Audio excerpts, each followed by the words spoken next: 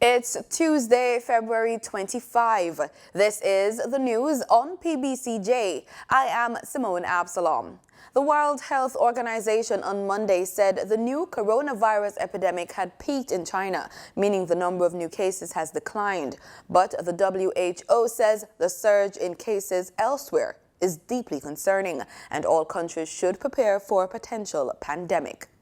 In a recent press conference, WHO executives said the peak in China occurred between January 23 and February 2.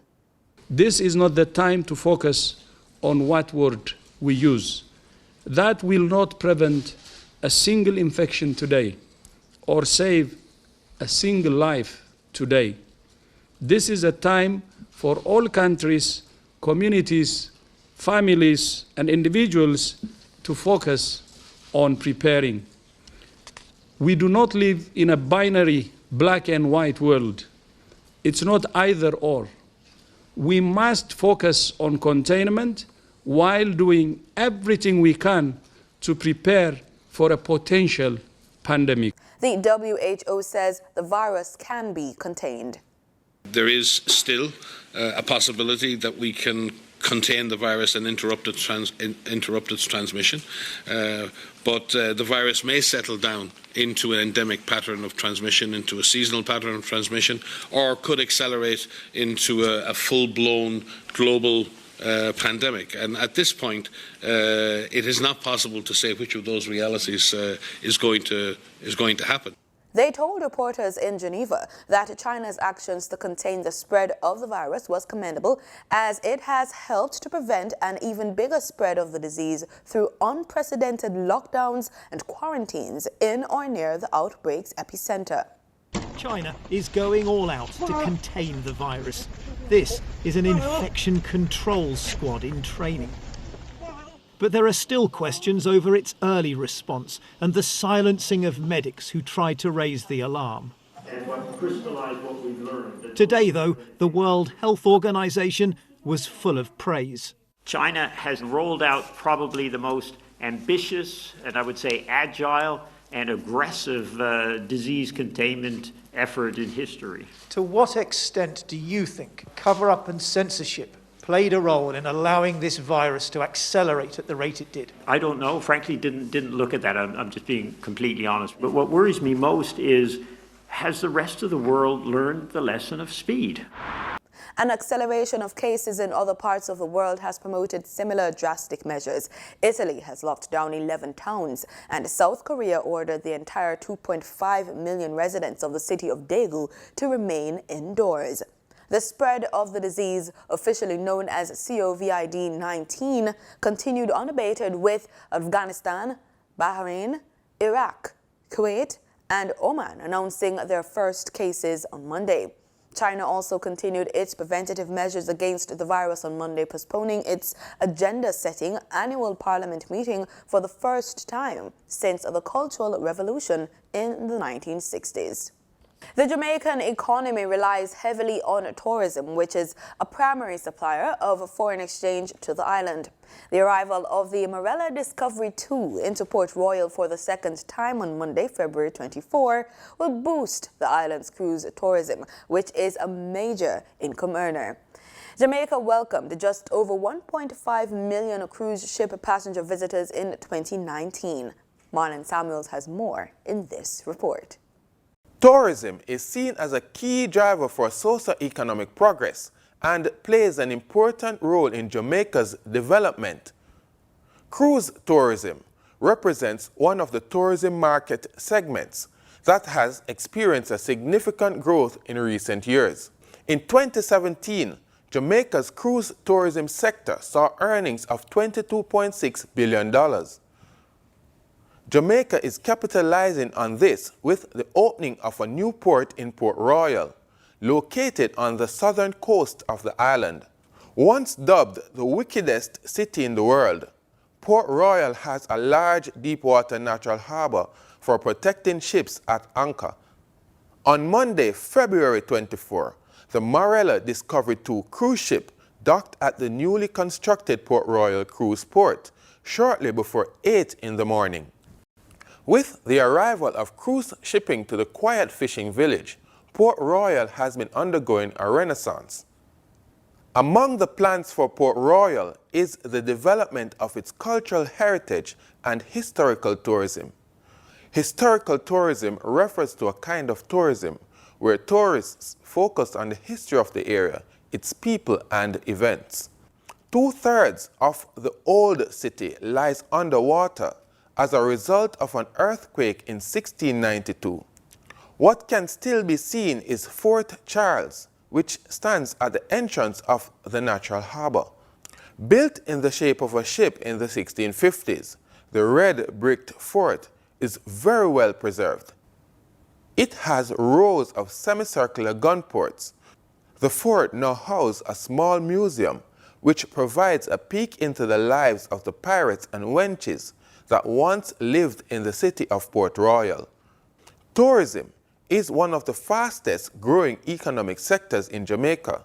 It is also one of the main income sources for many. On Monday, passengers from the Marella Discovery 2 cruise ship strolled through the town, checking out historic sites including the Giddy House at Fort Charles and the St. Peter's Anglican Church.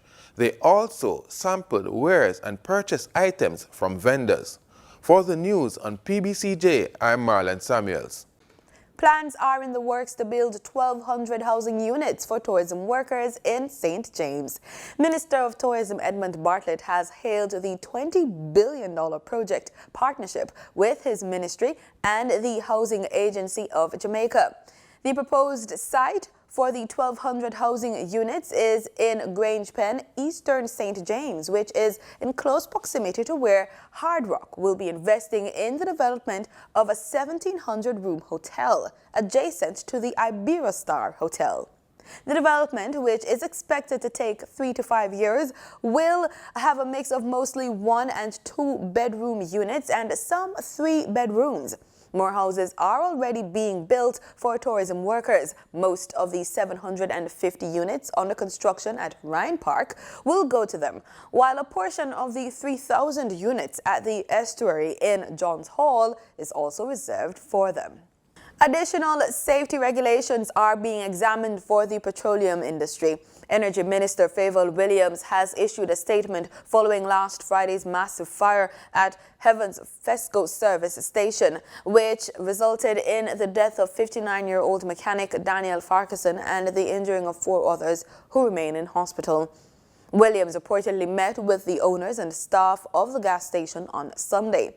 In her statement, Minister Williams also called for additional training for staff. The minister is calling on Jamaicans who use the service stations to obey the rules when the gas attendants speak to them about where to park, not to be on their cell phones, and not to have naked lights in terms of cigarettes. The energy minister also expressed condolence to the family of the man who died and those who have been hurt since the incident. She disclosed, too, that Heavens Fesco service station had met safety and operation standards following an inspection last September. Operating without a license. That's the reason behind Friday's raid at telecoms firm Carousel, situated on Eastwood Avenue in St. Andrew. Technology Minister Favour Williams has said a decision was made to conduct a raid at telecoms firm Carousel after the company failed to adhere to a cease and desist letter from the Spectrum Management Authority. The police revealed that the head office of Carousel remains a crime scene. In an interview with Radio Jamaica News on Monday, Mrs. Williams said the company continued to operate without the requisite license. One of the expectations of the new Bernard Law Development Master Plan is to transform into more than a dormitory community. SCJ Holdings Managing Director Joseph Shoher explains. What the government is seeking to achieve in this project area is an integrated development. An integrated development consisting primarily of agricultural enterprises, but also of housing communities of different types and their commercial space, as well as some urban space. The overall object is for us not to create another dormitory community like Portmore, but to create a community where a person can work and live nearby. The revised plan was recently unveiled by the government. The plan will see a mass overhauling of infrastructure in the St. Catherine Parish. Water is a critical component in that engagement, and the Water Resources Authority, the WRA, is a key stakeholder that was consulted in the plan's development. The Water Resources Authority, when we were consulted with regards to the development for the Bernard Lodge development area, had two primary concerns. One clearly would have been, where would water come from to provide potable and commercial needs? Yes. And the second one would have been the aquifer. We were quite positive that the aquifer itself could not sustain the enterprises that would have been introduced. So the enterprise team has been advised, and they have looked outside of the area for to provide the water needs. So the water needs are being provided from outside of the area. So in no way would the existing aquifer be stressed with regards to trying to provide the water needs. Another major concern was the fate of the farmers and residents of Bernard Lodge and the surrounding communities in St. Catherine that subsist on farming. But Jamaica Agricultural Society's Mr. Lenworth Fulton says he is pleased that the plan will account for their livelihood. I'm not comfortable with the revised plan. You are? Yes. Very comfortable? Yes, not with the first plan. Mm-hmm. I have written to the minister on the first plan, and I've asked him to change the plan to include all the farmers that are on the land. What we couldn't guarantee that all farmers will be exactly where they were before the revised plan. But there should be no plan that would exclude the farmers. And I'm quite comfortable that I've seen a plan that includes all of them. My job in all of this is to see that the farmers continue to produce. And I'm grateful for the new development to see that they will live a better standard of living. They will have potable water. They will have better roads. They will have sewage. They will have systems like schools. And I also requested of the minister to ensure that somewhere in the plan down the road that you have a state-of-the-art hospital and a new university to take care of the educational needs of the farmers' children.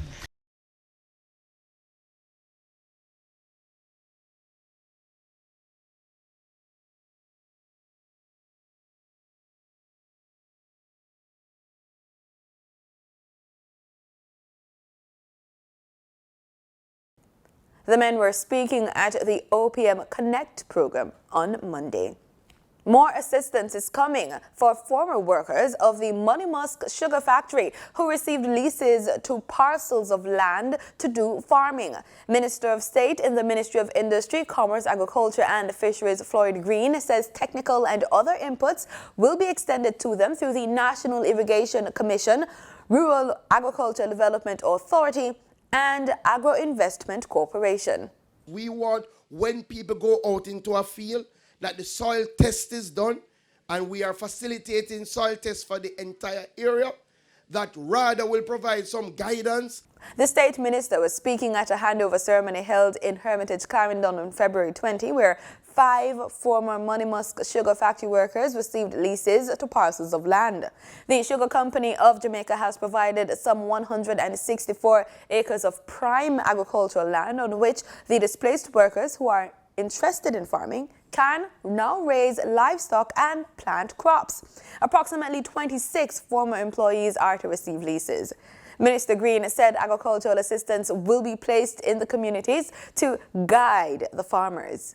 Clearly, I would love to see somebody who was a former sugar worker, who has the training in crop production, but regardless, we will look at the selection process. But we're going to put somebody in this area to work with these farmers, because again, we don't want to just feel like because we hear say tomato are going good, or we hear say ginger are going good, or pine, we just say we're going to go out and plant that. We want you to plant what can work. In addition to irrigation developments, Minister Green said he has been in dialogue with the police regarding the issue of predial larceny, noting that the capacity of the predial larceny unit will be bolstered. We're looking to bring in at least 30 district constables. We believe the district constables are a very good add to the predial larceny unit. We're looking to bring in some new leadership, but we're also looking to bring back something called agricultural wardens.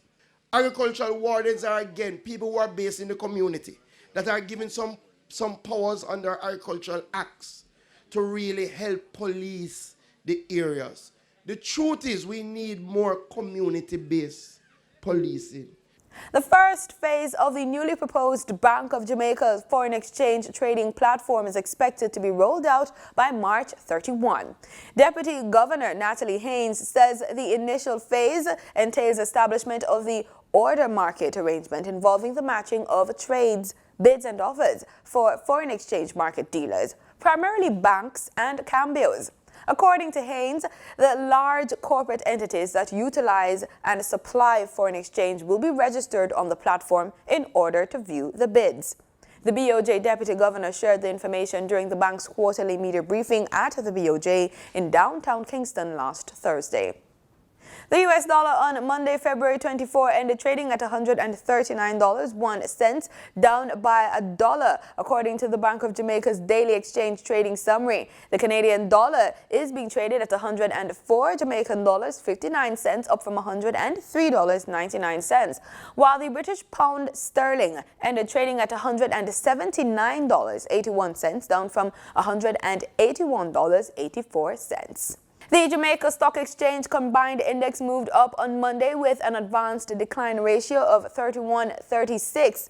Overall market activity shows 83 stocks traded, 31 advanced, 36 declined, and 16 traded firm. The winners include Epley Group up by 11.2%, Blue Power up by 11.1%, Salada Foods up by 7.8%, Mayberry Jamaica Equities up by 6.5%, and Main Event Entertainment Group gained 6.1%. A brief commemoration ceremony was held at Heroes Circle in Kingston, where Prime Minister Andrew Holness laid a floral tribute at Bustamante's shrine.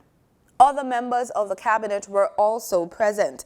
Bustamante played a pivotal role in the founding of the union movement. He was also champion of the working class. He was also the founder of the Jamaica Labour Party. In regional news, Jamaica's ambassador to Cuba, Her Excellency Catherine Phipps, says social media platforms will be used to better inform and engage the citizens of Cuba. Several second and third generation Jamaicans who live in Cuba are seeking their certificates of citizenship for Jamaica. Ambassador Phipps says the establishment of a web page or Facebook page and other social media platforms would make it much easier for all of them. The ambassador, who is in the island on a short visit, was speaking at a Jamaica Day 2020 event held on February 21 at the Cuban embassy. She said efforts are being made to establish a web page for the embassy. In Guyana, a 15-year-old schoolgirl is now in recovery following an incident last week that left her stabbed by another student. News source Guyana's Gordon Mosley has that story. The 15-year-old schoolgirl who was stabbed to the lower back during an after-school fight in Linden is resting comfortably this evening after undergoing more than 3 hours of surgeries at the Linden Hospital last night. According to sources at the hospital, the young girl has suffered a broken rib, a puncture to the left lobe of the lungs and the stomach, and damage to her spleen as a result of the stabbing. The knife used has been described as a Rambo-style jagged-edge knife. A video recording of the incident captured the fight between two female students and the stabbing by the older sister of the girl that was being beaten. The injured student was seen walking around with the knife lodged in her lower back before she was rushed to the hospital in a taxi. Police investigators in Linden are probing the incident, and charges could be filed soon. The girl who did the stabbing and her sister were taken into custody this morning. The Minister of Education and the team from the ministry traveled to Linden today, and she visited the injured students and also held a meeting with high school teachers and students in the town. And since parental engagement is essential to the effective education and social development of children, we in the education sector will continue to work hard to involve as many parents and families as possible in the education of their children. Parents need to see themselves as their children's first teachers, and they also need to be seen by teachers as partners working for the best interests of their children.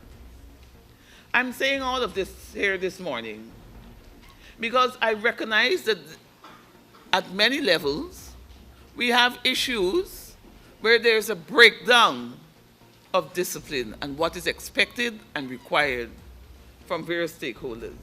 The Education Ministry maintains it has a zero-tolerance policy when it comes to violence in and out of the schools involving young people. If you know the right thing, to do the right thing. Because we will spare no effort.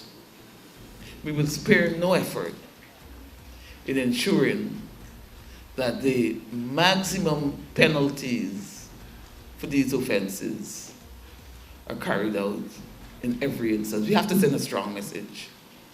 In sports, Portmore United will be looking to overturn their 2-1 deficit against the Mexican club Cruz Azul at Mexico's Azteca Stadium in the second leg of their CONCACAF Championships League round of 16 today at 10 p.m. Jamaica time.